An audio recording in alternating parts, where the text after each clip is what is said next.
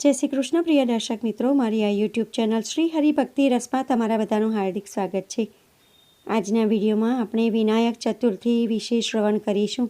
કયા દિવસે વિનાયક ચતુર્થી છે અને પૂજાવિધિ શું છે તે બધું આજના વિડીયોમાં આપણે જાણવાના છે, તો વિડીયો તમે અંત સુધી જોતા રહેજો। ચતુર્થીનો દિવસ ભગવાન શ્રી ગણેશની પૂજા માટે સમર્પિત છે। ભગવાન શ્રી ગણેશને વિઘ્નહર્તા કહેવામાં આવે છે, કારણ કે તેઓ તેમના ભક્તોની બધી મુશ્કેલીઓ દૂર કરે છે અને તેમની મનોકામનાઓ પૂર્ણ કરે છે। જો તમારા જીવનની ઘણી સમસ્યાઓ ચાલી રહી હોય અને કોઈ ઉકેલ મળતો ન હોય, ત્યારે તમારે ભગવાન શ્રી ગણેશની પૂજા કરવી જોઈએ। ભગવાન શ્રી ગણેશને પ્રસન્ન કરવા માટે ઘણા લોકો આ દિવસે વ્રત પણ રાખે છે। ભગવાન શ્રી ગણેશની આ દિવસે વિશેષ પૂજા કરવામાં આવે છે। ધાર્મિક વિધિ વિધાન પ્રમાણે વિનાયક ચતુર્થીનું વ્રત અને ઉપવાસ કરવામાં આવે તો ભગવાન ગણેશ રિદ્ધિ સિદ્ધિ અને વિદ્યાનું વરદાન આપે છે। આ દિવસે ભગવાન ગણેશના 12 નામનો જપ કરવાથી ભગવાન ગણેશ પ્રસન્ન થાય છે। હવે આપણે વિનાયક ચતુર્થીના વ્રત અને મુહૂર્ત વિશે શ્રવણ કરીશું। વૈશાખ મહિનાના શુક્લ પક્ષની ચતુર્થી તિથિ 30 એપ્રિલ 2025 અને બુધવારના રોજ બપોરે 2:12 પર શરૂ થશે તથા 1 મે 2025 અને ગુરુવારના રોજ સવારે 11:23 પર સમાપ્ત થશે। ઉદય તિથિ અનુસાર વૈશાખ મહિનાના શુક્લ પક્ષની ચતુર્થી તિથિ 1 મે 2025 અને ગુરુવારના રોજ મનાવવામાં આવશે। આ દિવસે તમારે વ્રત રાખવું અને ઉપવાસ કરવો। જો તમે આખો દિવસ ઉપવાસ ન કરી શકો તો એક ટાણું તમારે કરવું, પરંતુ ગણેશજીની પૂજા કર્યા બાદ તમારે ભોજન કરવું અને આખો દિવસ તમે ફળાહાર અને દૂધ લઈ શકો છો।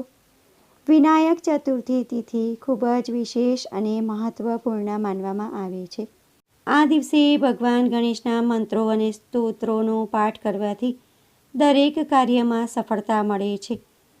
જો તમે ભગવાન શ્રી ગણેશના સ્તોત્રનો વિડીયો ન જોયો હોય તો ચેનલ શ્રી હરિભક્તિ રસ પર આપ્યો છે, તો તમે એ વિડીયો જોઈ શકો છો। વિડીયોના અંતમાં હું ભગવાન શ્રી ગણેશના સ્તોત્રનો વિડીયો આપી દઈશ, એના પર ક્લિક કરીને ભગવાન શ્રી ગણેશનો સ્તોત્રનો પાઠ તમે કરી શકો છો। વિનાયક ચતુર્થીના દિવસે ભગવાન ગણેશના મંત્રોનો જાપ કરવાથી બધા પ્રકારના વિઘ્નો દૂર થાય છે અને તમને જે તે ક્ષેત્રમાં અને કાર્યમાં નિષ્ફળતા મળી રહી હોય તેમાં સફળતા મળે છે અને દરેક કાર્ય સિદ્ધ થાય છે। હવે આપણે ભગવાન શ્રી ગણેશના મંત્રો જાણી લઈએ। ભગવાન શ્રી ગણેશનો પ્રથમ મંત્ર છે ઓમ ગમ ગણપતયે નમઃ। દ્વિતીય મંત્ર છે વક્રતુંડ મહાકાય સૂર્યકોટી સમપ્રભા નિર્વિઘ્નમ કુરુ મે દેવ સર્વકાર્યેષુ સર્વદા। આ મંત્રનો તમારે આખો દિવસ જપ કરવો તથા પૂજા કરતી વખતે ખાસ તમારે આ મંત્રોનો જપ કરવો જોઈએ। ભગવાન શ્રી ગણેશનો તૃતીય ગાયત્રી મંત્ર છે એકદંતાય વિદ્મહે વક્રતુંડાય ધીમહિ તન્નો દંતી પ્રચોદયાત। આ 3 મંત્રોમાંથી તમે કોઈ પણ મંત્રનો જાપ કરી શકો છો। આ દિવસે ભગવાન શ્રી ગણેશના 12 નામ તમારે ખાસ જપ કરવા। હવે હું તમને 12 નામ જણાવું છું।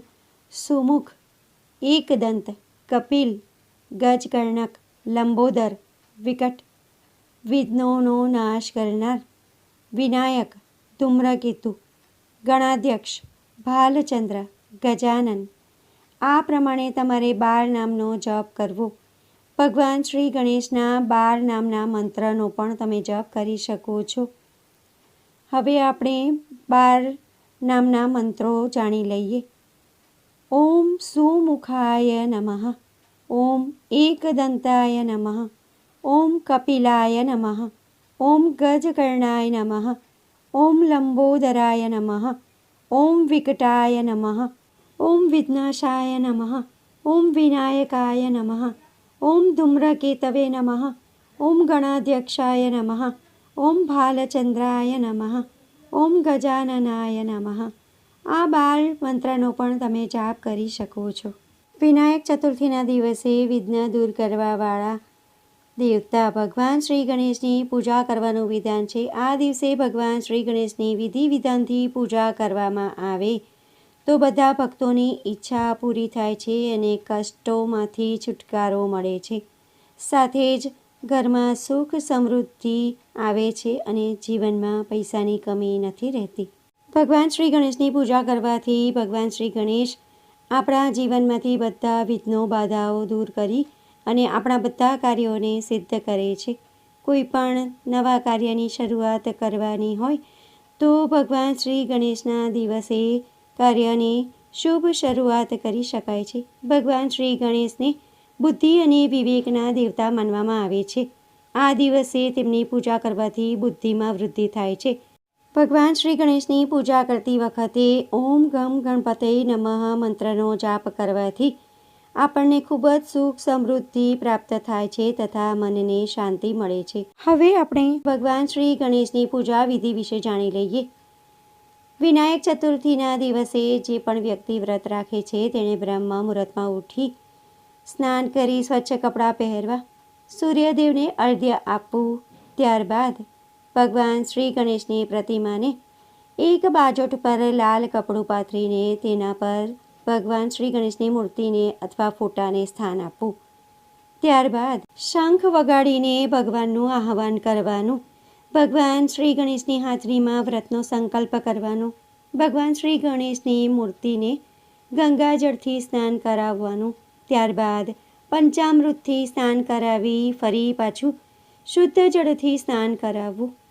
તેમને ચંદન, કંકુ, અક્ષત અને ફૂલોથી શૃંગાર કરવો અને તેમને વસ્ત્રો પહેરાવવા.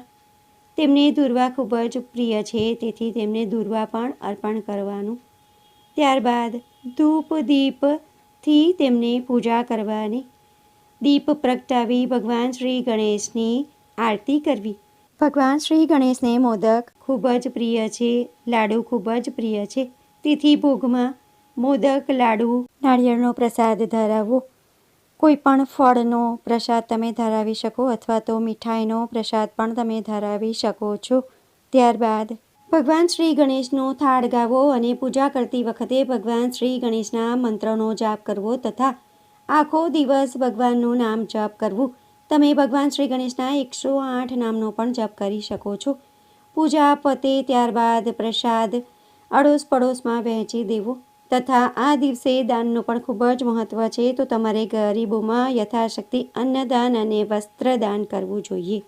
હવે આપણે આ દિવસે જે ઉપાયો કરવાના છે તેના વિશે શ્રવણ કરીશું. જો કોઈ વ્યક્તિના વિવાહ થતા ના હોય તો વિવાહ યોગ્ય યુવક યુવતીએ પોતાના રૂમમાં ભગવાન શ્રી ગણેશની મૂર્તિ અથવા ફોટો લગાવી પૂજા કરવી જોઈએ. શ્રી ગણેશ ચાલીસાનો પાઠ નિયમિત રૂપે કરવાથી વિવાહમાં આવતી બાધાઓ દૂર થાય છે. વિવાહ માટે ભગવાન શ્રી ગણેશના મંદિરમાં જઈને ભગવાન શ્રી ગણેશના દર્શન કરવા જોઈએ જેનાથી વિવાહના યોગ જલ્દીથી બને છે.